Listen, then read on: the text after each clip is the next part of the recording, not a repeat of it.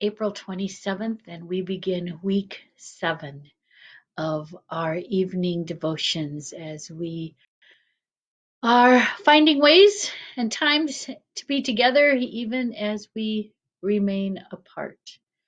This week, I decided to do some poetry.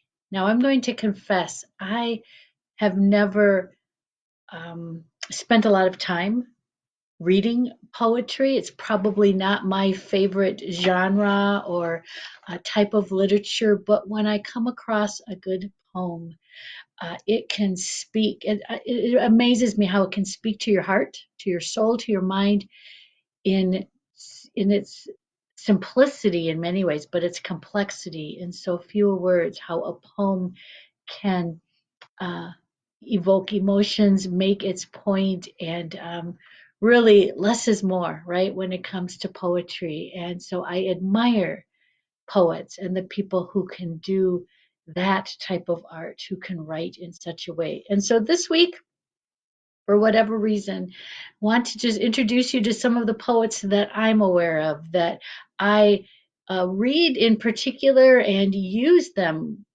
somewhat frequently, at least in some of my sermons and writings. And so I rely on them and wanted to introduce you to them. The first one this evening is Mary Oliver, a famous American poet born in 1935 and died uh, just late last year, not too long ago. Mary Oliver was born in Ohio, lived in New England, and much of her poetry records her observations of the natural world. She would take daily walks in near her home, and her poems are just filled with images of wildlife and nature and reflections as well then on God and God's presence in the midst of the natural world. Tonight, I wanted to read a poem for you that she wrote called When I Am Among the Trees. It's from one of her books called Thirsty. And I picked this poem simply because it's a beautiful day today. And perhaps like me, we've got a little bit more time to pay attention to the natural world and to what's happening. And the trees are just starting to bud, right? Some of them are beginning to leaf out, and the buds are swelling.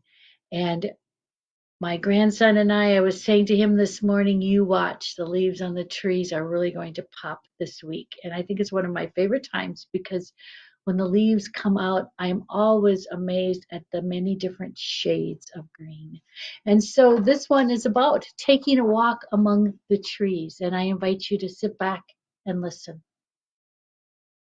When I am among the trees, especially the willows and the honey locust, equally the beech, the oaks, and the pines. They give off such hints of gladness. I would almost say that they save me, and daily. I am so distant from the hope of myself, in which I have goodness and discernment, and never hurry through the world, but walk slowly and bow often. Around me the trees stir in their leaves and call out, stay a while. The light flows from their branches, and they call again.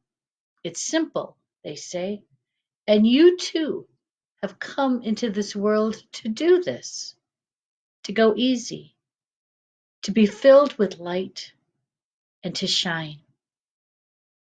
You too have come into this world to do this, to go easy, to be filled with light, and to shine. There is so much that nature can teach us, is there not? That poem reminded me of, I found it in a psalm, and I also found it in Jeremiah chapter 17, how we too can be like trees, how we can be rooted down and firm and strong when we trust in the Lord. So here's a couple of verses from Jeremiah chapter 17, verses 7 and 8. Happy are they who trust in the Lord, who rely on the Lord. They will be like trees planted by the streams, whose roots reach down to the water. They won't fear drought when it comes. Their leaves will remain green. They won't be stressed in the time of drought or fail to bear fruit.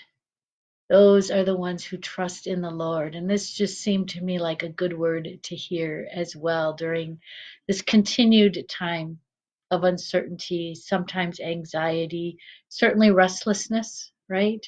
We too can be like the trees that Mary Oliver talked about, the trees found and discussed in Jeremiah and in Psalms. When we trust in the Lord, we too are like trees. May you enjoy the trees this evening, this week, and may you too trust in the Lord and be planted and rooted like the natural world around us. Blessings to you. See you tomorrow.